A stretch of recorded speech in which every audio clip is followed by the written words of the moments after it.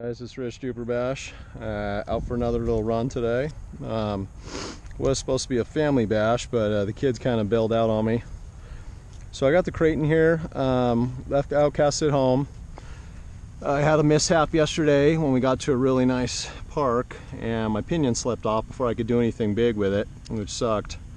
Anyway, so not sure if you guys can see this, but basically I'm testing the Tekno orange springs on the Kraton.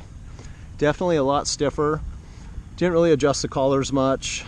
Again, kind of short on time.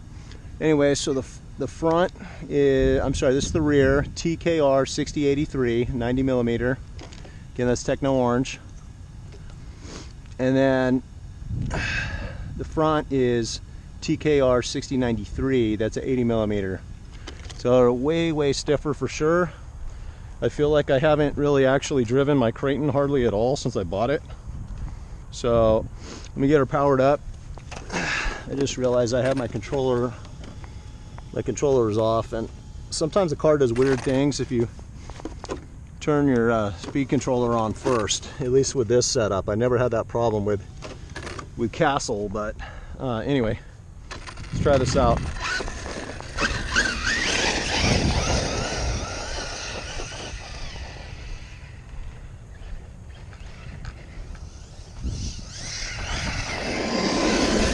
So a lot less nose dip on hard braking, very responsive shock.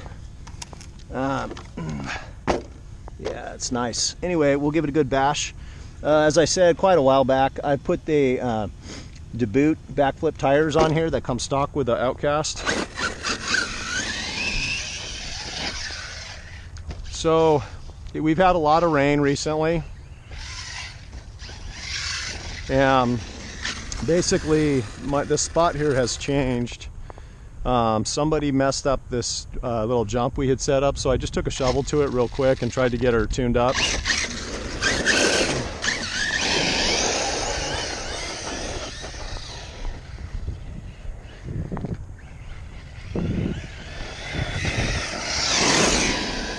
So you see these tires do balloon up on full power, and they're a little slick on really packed dirt, but I can't really say enough good things about them.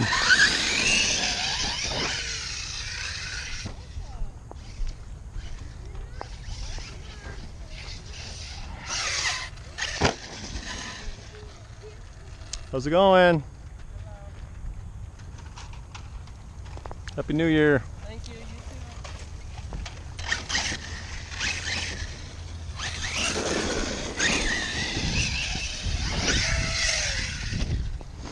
too. All right, I'm gonna try and hold my head steady. Again, guys, I'm gonna probably have some biffs. I'm still myself have really only driven the Kraton. Gosh, I don't even know. I'm not even sure if it's been a handful of times. The kids have been driving it, but great truck. Haven't had any issues with this guy yet.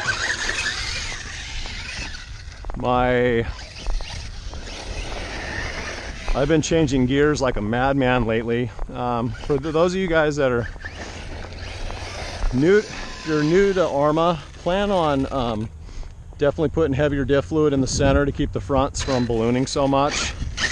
Man,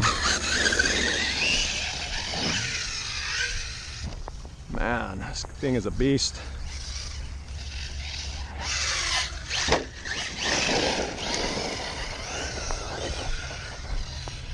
Yeah, but basically at some point if you're gonna jump and bash hard, you probably want to upgrade the springs, maybe the shock oil. I haven't touched it yet, but the what do you call it, your diffs, you want to search internet on how to shim these diffs correctly.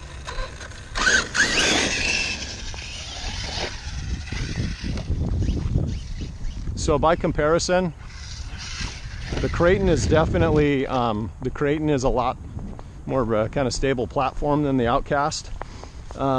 It is all around. I couldn't really pick a favorite, but I have no regrets buying the Kraton whatsoever. It's just a beast.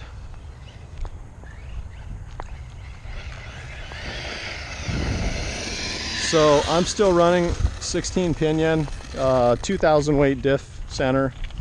I think the rear is still stock. I'm just gonna check my motor temps really quick because I'm running 6S with the 16 pinion.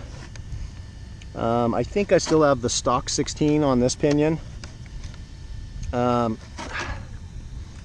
think my battery's dying here. Yeah, that sucks. Well, I got 105 before it shut off. That says 99, whatever. It's about 50 degrees out.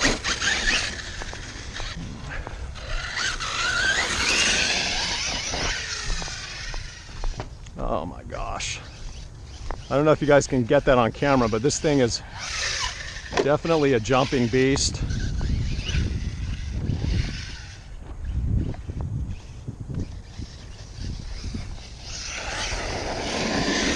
My kids have just beat the crap out of it.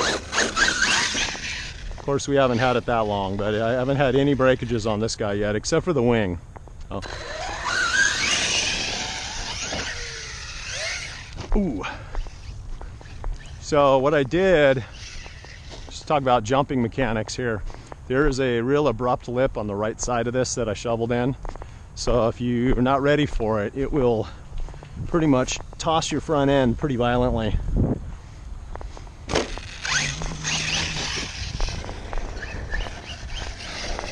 And I gotta say, as much as I like my kids bashing, I really enjoy some dad time too. I'm sure anybody with kids can sympathize.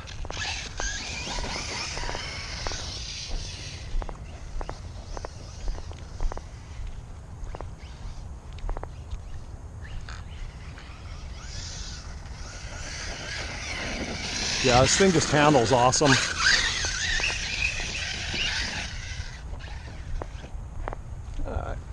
Lost sight of where I'm at. Ooh, that was just stupid.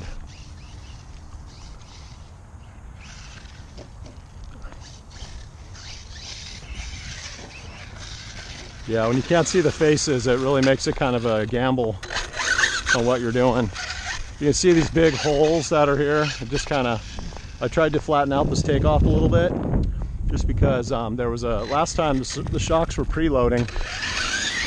I'm gonna try and stand a little closer over here, see if I can line this up right. Actually, I'm facing the sun. Yeah, screw it.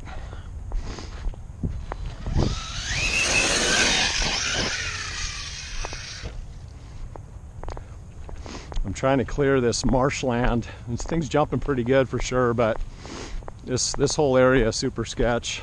So you can turn your ankle in here if you're not careful.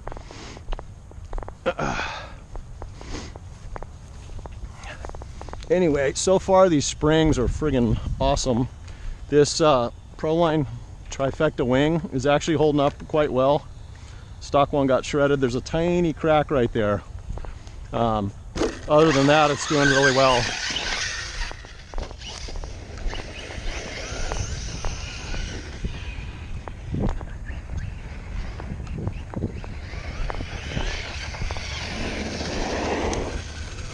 Yeah, this thing is definitely a beast.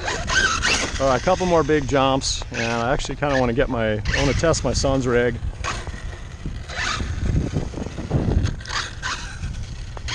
All right, let's just go big. I'm hearing a little.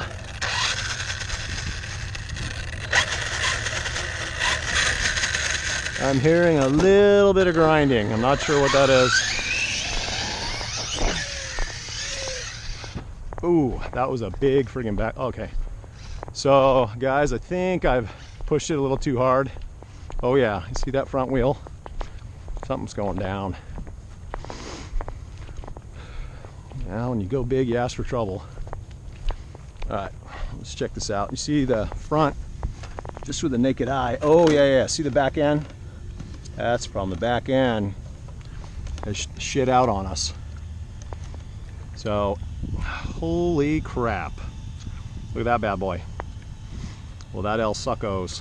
So I had my droop set correctly, but it looks like essentially I snapped a shock arm. So check this bad boy out. I can feel it in there, but Definitely does not feel right. So anyway, well, I can't say that this thing didn't pass a durability test. It just, you know, this is the biggest I've ever jumped, I think, for sure on this guy.